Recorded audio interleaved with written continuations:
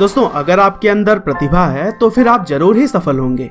फिर चाहे परिस्थितियां कितनी ही विपरीत क्यों ना हो, वो आपको सफलता की उड़ान भरने से कभी नहीं रोक सकती। और आज की हमारी कहानी भी एक ऐसे ही इंसान के बारे में है जिसने बहुत सारी विपरीत परिस्थितियों का सामना करके सफलता की उन ऊंचाइयों को छुआ है जिसके बारे में लोग सोच भी नहीं सकते। और खासकर गांव में पैदा होने वाले किसान के लड़के के लिए तो यह एक बहुत ही बड़ी उपलब्धि है। जी हाँ दोस्तों, मैं बात कर रहा हूँ इंडियन स्पेस रिसर्च ऑर्गेनाइजेशन यानी कि इसरो के मौजूदा चेयरमैन के सिवन के बारे में, जिनका पूरा नाम कैलाशवादिवो सिवन है।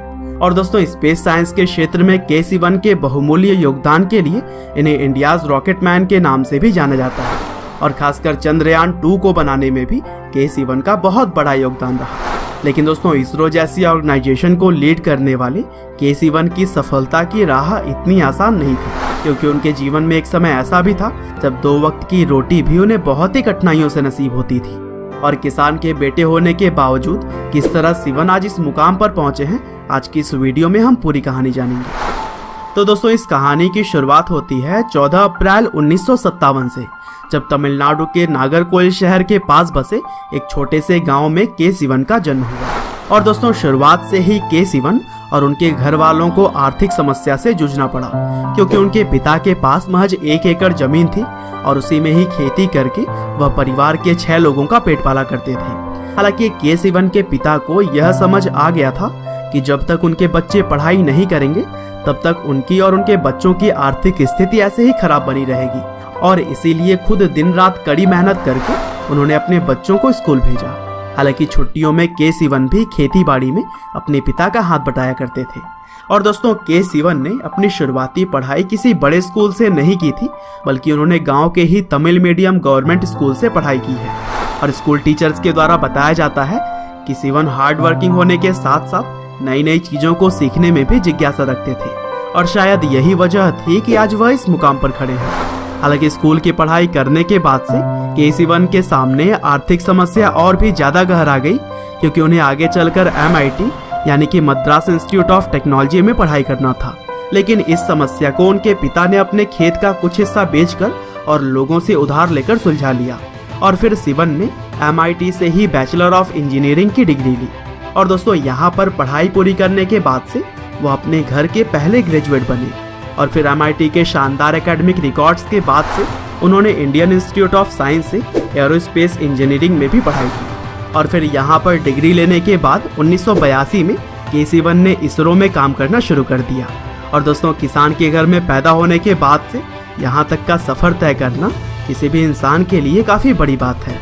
लेकिन दोस्तों, के सिवन का सफर तो बस अभी शुरू हुआ था, क्योंकि आगे चलकर उन्हें बुलंदियों को छूना था। इसरो में नौकरी मिलने के बाद से पोलर सैटेलाइट लॉन्च व्हीकल यानी कि PSLV प्रोजेक्ट की शुरुआत हो चुकी थी।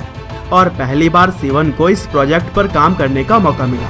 और फिर इसके बाद से भी कई सारे अलग अलग पदों पर वह काम करते हुए आगे बढ़ते चले गए। और खासकर उन्होंने 6D ट्रेजेक्टरी सिमुलेशन सॉफ्टवेयर और innovative day of launch wind strategy पर काम किया। और दोस्तों, इसी स्ट्रैटेजी की मदद से ही साल के किसी भी दिन कैसी भी परिस्थिति में रॉकेट को लॉन्च किया जा सकता है। और दोस्तों, ऐसी ही ना जाने कितनी बहुमूल्य खोज से वह भारत के स्पेस एजेंसी का कद ऊंचा करते रहे। और फिर 2011 में बतौर प्रोजेक्ट डायरेक्टर उन्होंने GSLV प्रोजेक्ट पर काम करना शुरू किया।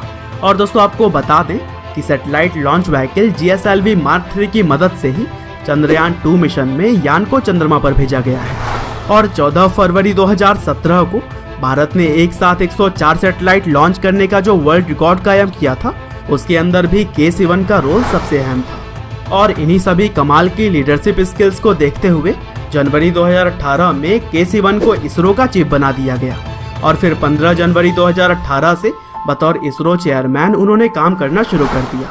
और दोस्तों, इस पद को संभालने के बाद से उनका और पूरे इसरो का जो सबसे अहम मिशन था वो था चंद्रयान 2, जिसे कि 22 जुलाई 2019 को सफलतापूर्वक लॉन्च कर दिया गया है।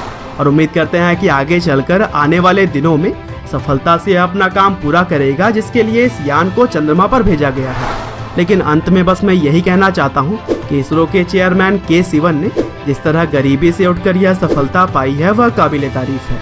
और उनकी इस कहानी से हमें भी सीखना चाहिए कि कड़ी मेहनत और संघर्ष से किसी भी प्रॉब्लम को हम सॉल्व कर सकते हैं। और उम्मीद करते हैं कि के सिवन की यह लाइफ स्टोरी आपको जरूर ही पसंद आई होगी। और अगर आपको यह कहानी अच्छी लगी तो अपने दोस्तों और परिवारजनों के साथ इसे शेयर करना ना भूलें। आपका बहुमूल्य समय देने के लिए बहुत बहुत धन्यवाद।